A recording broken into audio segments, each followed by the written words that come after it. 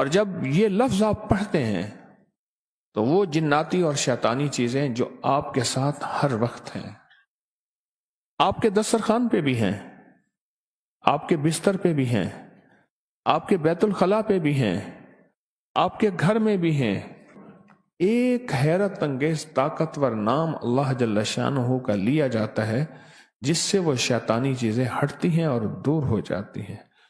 مشرکین نے پوچھا کہ اللہ کے حبیب سے آپ اپنے رب کا تعارف کروائیں۔ وہ وہی رب مشرکین کا بھی ہے، کفار بھی اسی رب کو مانتے تھے، پر کہتے تھے آپ کا رب کیا ہے جو آپ کہتے ہیں، اس کا تعارف کیا ہے؟ تو اللہ پاک نے یہ لفظ ان کے سنا تو جبریل آئے اور سورۃ اخلاص لائے کہ میرے رب کا یہ تعارف ہے۔ سب سے پہلے تو ایک لفظ یاد رکھیے گا کہ تجربہ دلیل کا محتاج نہیں ہوتا، تجربہ دلیل کا محتاج نہیں ہوتا۔ کیا ہر تجربے میں پوری دلیل دی جائے؟ تجربہ یقین کا محتاج ہوتا ہے، تجربہ یقین کا محتاج ہوتا ہے، اس کے لیے کامل یقین ہو، مکمل یقین ہو۔ اندرون سندھ میں گیا ایک کنویں پہ، اب بھی وہ کنواں بیلوں سے چلتا ہے، ساتھ مندر ہے ہندوؤں کا۔ اس کنویں میں پیسے بھی ڈالتے ہیں، فروٹ، سبزیاں، پھل، روپے، جو چیز اس میں ڈالتے ہیں۔ فروٹ، پھل، سبزیوں کی وجہ سے اس کنویں کے پانی میں سخت عفونت ہے، لیکن اس کو جب کنواں چلتا ہے پیتے ہیں، کہتے ہیں یقین ہے کہ اس میں کامل شفا ہے، مسائل کا حل ہے، مشکلات سے دوری ہے۔ تجربہ دلیل کا نہیں، یقین کا محتاج ہوتا ہے۔ سورۃ اخلاص، مشرکین نے پوچھا کہ اللہ کے حبیب سے آپ اپنے رب کا تعارف کروائیں۔ وہ وہی رب مشرکین کا بھی ہے، کفار بھی اسی رب کو مانتے تھے، پر کہتے تھے آپ کا رب کیا ہے جو آپ کہتے ہیں، اس کا تعارف کیا ہے؟ تو اللہ پاک نے یہ لفظ ان کے سنا تو جبریل آئے اور سورۃ اخلاص لائے کہ میرے رب کا یہ تعارف ہے۔ احد بھی ہے، صمد بھی ہے، لم یلد ولم یولد بھی ہے، اور ولم یکن لہ کفوا۔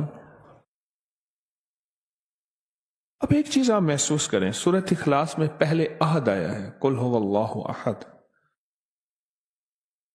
کوئی نقطہ نہیں، اللہ الصمد، کوئی نقطہ نہیں، اور آخر میں پھر لم یلد ولم یولد ولم یکن لہ کفوا، کوئی نقطہ نہیں۔ یہ جو لفظ احد ہے نا، حضرت بلال کو سمجھ آ گیا تھا، جتنا ظلم، استبداد، آگ پہ گھسیٹنا تکلیف، ان کے منہ سے ایک لفظ نکلتا تھا، احد احد احد، بس وہی ہے، اس کے علاوہ کوئی ہے ہی نہیں، وہی ہے۔ یہ جو وحدانیت اور احد ہونا ہے، یہ شیاطین اور جنات اور خبائث کو کھا جاتا ہے، وہ احد ہے۔ اور جب یہ لفظ آپ پڑھتے ہیں تو وہ جناتی اور شیطانی چیزیں جو آپ کے ساتھ ہر وقت ہیں، آپ کے دسترخوان پہ بھی ہیں، آپ کے بستر پہ بھی ہیں، آپ کے بیت الخلاء پہ بھی ہیں، آپ کے گھر میں بھی ہیں۔ اس لیے بندہ جب سلام کرتا ہے گھر میں جا کے تو وہ شیطانی چیزیں کہتی ہیں ایک دوسرے سے، ہٹ جاؤ، اس گھر سے نہ کھانا ہے، اس گھر سے نہ کھانا ہے، اس گھر میں نہ آرام ہے، نہ اب دونوں چیزیں اس گھر میں نہیں ہیں۔ کیوں؟ ایک حیرت انگیز طاقتور نام اللہ جل شانہ کا لیا جاتا ہے جس سے وہ شیطانی چیزیں ہٹتی ہیں اور دور ہو جاتی ہیں۔ اس لیے زندگی میں سورۃ اخلاص پڑھنے والا وہ شیطانی حملوں سے محفوظ، شیطانی حملوں سے محفوظ، برے خواب سے محفوظ، بری موت سے محفوظ۔ ایسی موت جو غفلت سے آ جائے۔ کتنے لوگ سوئے پھر نہ اٹھ سکے، کتنے لوگ سوئے پھر واپس نہ آ سکے، اور سورۃ اخلاص اور سورت اخلاص کے ساتھ جو موکلات اور فرشتے ہیں وہ اس بندے کے دین، ایمان اور دل کی روشنی کو قائم رکھتے ہیں۔ اس لیے قبر والوں کے قریب کلمے کے بعد جو سب سے بہترین، مبارک اور معتبر اور مستند اور بابرکت نورانیت چیز سورت اخلاص ہے۔ درود پاک بھی ہے، سارا قرآن بھی ہے، سارے اللہ کے نام بھی ہیں، پر سورت اخلاص قبر والوں کو بہت اچھی لگتی ہے، اور قبر والوں کو بہت مرغوب ہے، اور قبر والوں کو بہت محبوب ہے، قبر والوں کو بہت محبوب ہے سورت اخلاص۔ کیوں؟ سورت اخلاص میں اصل اللہ ہی اللہ ہے، اور یہ اللہ کا تعارف ہے، اور 100% تعارف ہے۔ کیوں؟ زندگی میں 100 سہارے، 100 آسرے ہوتے ہیں، موت کے بعد صرف ایک ہی آسرا ہے۔ وہ آسرا ہے لا ملجا ولا منجا من اللہ الا الیہ۔ مولا سارے چھوڑ گئے، سارے چھوڑ گئے، اب تو ہی ہے اور تو ہی ہے۔ اپنے پیاروں کو سورت اخلاص کا ہدیہ کبھی نہ بھولا کرے، کبھی نہ بھولا کرے۔ اس دنیا سے رخصت ہو جانے والوں کو کبھی نہ بھولا کرے، ان کو اخلاص کا ہدیہ دیا کریں، ان کو اعمال کا ہدیہ دیا کریں، درود کلمے کا ہدیہ دیا کریں، کلمے کا ہدیہ دیا کریں۔ میرے پاس سینکڑوں واقعات ہیں، میں انہیں سینکڑوں ہی کہوں گا، ہزاروں اگر کہہ دوں تو شاید میں مبالغہ نہیں کروں گا کہ جی آپ کے والدین کو ہدیہ کیا، یہ عمل ہدیہ کیا، یہ عمل ہدیہ کیا، یہ عمل ہدیہ کیا، ہمارے کام بن گئے۔ اصل میں وہ اعمال کا ہدیہ اللہ کی بارگاہ میں پیش ہوتا ہے، اور اللہ پاک خوش ہو کے اللہ کو اس کے کام بنا دیتا ہے۔ کام کون بناتا ہے؟ اللہ بنا دیتا ہے۔ کہ آپ کے والدین کو ہم مسلسل یہ ہدیہ کر رہے ہیں، آپ کی ہمشیرہ کو مسلسل یہ ہدیہ کر رہے ہیں۔ یہ سورت اخلاص سوتے وقت پڑھنا، دائیں طرف حیرت انگیز موکلات ہوتے ہیں، حفاظت ان کے ہاتھوں میں غرز ہوتے ہیں، اور جو جناتی شیطانی چیز وسوسوں کی شکل میں، کسی بھی شکل میں آتی ہے، اللہ پاک اس کا نظام بہتر کر کے اس کی حفاظت کرتے ہیں۔ علی کرم اللہ وجہ فرماتے ہیں النوم نصف الموت، نیند آدھی موت ہے، نیند آدھی موت ہے، اور نیند کے بعد پتہ نہیں کائنات کا نظام کیا ہے، کیا اتار کیا چڑھاؤ، کیا صبح کیا شام۔ سورت اخلاص اس کو سنبھالتی ہے، سورت اخلاص حفاظت کے لیے چھاؤں بن جاتی ہے، پرندہ جیسے بچہ اس کے لیے پر بن جاتی ہے، اور سورت اخلاص حفاظت کا انوکھا نظام بن جاتی ہے۔ سورت اخلاص، سورت اخلاص تاثیر ہے اور مٹھاس ہے، اور ایک چاشنی ہے۔ آپ کہیں گے کیسے؟ ہر پھول کی اپنی خوشبو ہے، ہر پھل کا اپنا مٹھاس ہے، اپنا ذائقہ ہے، اسی طرح سورت اخلاص چاشنی ہے، ذائقہ ہے۔ آپ یہ بتائیں مجھے، جتنی بھی چیزیں ہوتی ہیں ان میں جن چیزوں میں آپ نے میٹھا ڈالنا ہوتا ہے، اگر ان چیزوں کو سب کچھ کر لیں اور میٹھا نہ ڈالیں، میٹھا نہ ڈالیں تو میٹھا ہی اس کے ذائقے کو بناتا ہے۔ سورت اخلاص مٹھاس ہے آپ کے سارے دسترخوان کا، روحانی دسترخوان جتنے بھی ہیں ان کا سورت اخلاص مٹھاس ہے، مٹھاس ہے۔ کتنے واقعات اور روایات ایسی ہیں کہ سورت اخلاص قبر کے قریب پڑھی، صاحب قبر نے کہا کہ آپ کا جو ہدیہ بھیجا ہوا ہے ہمارے ہاں اتنا محبوب ہے کہ ہم سارے اس کو تقسیم کر رہے ہیں۔ اور کتنے واقعات ہیں کہ 70 سال پہلے کوئی اللہ والے آئے تھے، انہوں نے آ کے ہماری قبر میں 17 بار یا 21 بار، مختلف روایات، سورت اخلاص پڑھ کے ہدیہ کیا۔ آج 70 سال ہو گئے، اس ہدیے کی برکتوں کو بانٹتے بانٹتے بانٹتے وہ ختم نہیں ہو رہا، وہ ختم نہیں ہو رہا۔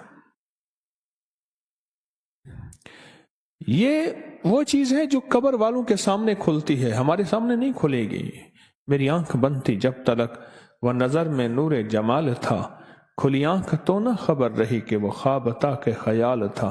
یہ زندگی خواب و خیال بن جائے گی، جیسے بچپنا خواب و خیال بن جاتا ہے، احساس ہوتا ہے میں ایسا تھا، یہ کرتا تھا، پھر یہ زندگی خواب و خیال بن کے سورۃ اخلاص، تسبیح خانے کا یہ قیام، یہ تسبیح خانے کے قیام میں اگر اندر کی طبیعت کی ناگواری آتی ہے، کہتے نکل یہاں سے، اس کو اللہ کے لیے برداشت کرنا اور پھر یہاں رہ کے اللہ کے لیے اپنے وقت کو ضائع نہ کرنا اور ہر عمل میں ایسے جڑ کے بیٹھنا کہ جیسے میں نیا آیا ہوں، آج تک مجھے پتہ نہیں، ایسے کان دے کے، ایسے آنکھ دے کے، ایسے توجہ سے بیٹھنا، یہ مجالس آخری وقت میں کام آئیں گی۔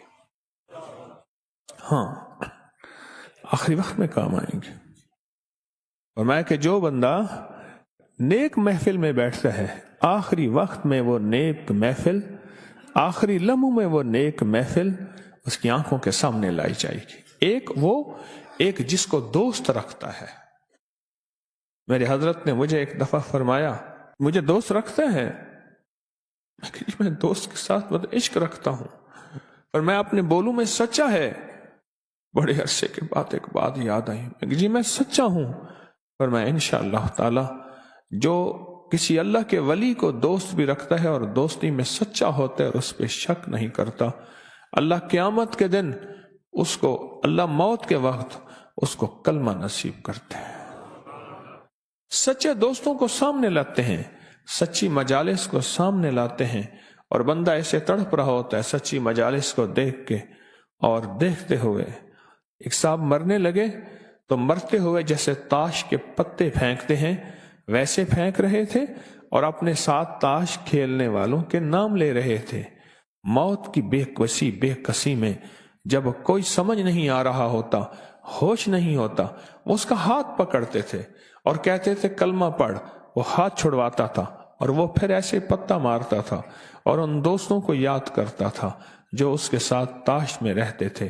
وہ کلمے کا اصرار کرتے رہے، وہ پتوں کا اصرار کرتا رہا اور پتے پھینکتے پھینکتے دنیا سے چلا گیا۔ آپ کن مجالس میں اپنے آپ کو آپ نے قید کر رکھا ہے؟ کن محافل میں اپنے آپ کو قید کر رکھا ہے؟ چاہتوں اور آرزوؤں کا خون کر رکھا ہے، رب کو راضی ہونے کا پورا عزم کر رکھا ہے، رب کو راضی کرنے کا پورا عزم کر رکھا ہے۔ تسبیح خانے میں آپ نے آپ کو قید کر رکھا ہے اور تسبیح خانے کے دسترخوان روحانی قدردانی سے لے رہے ہیں۔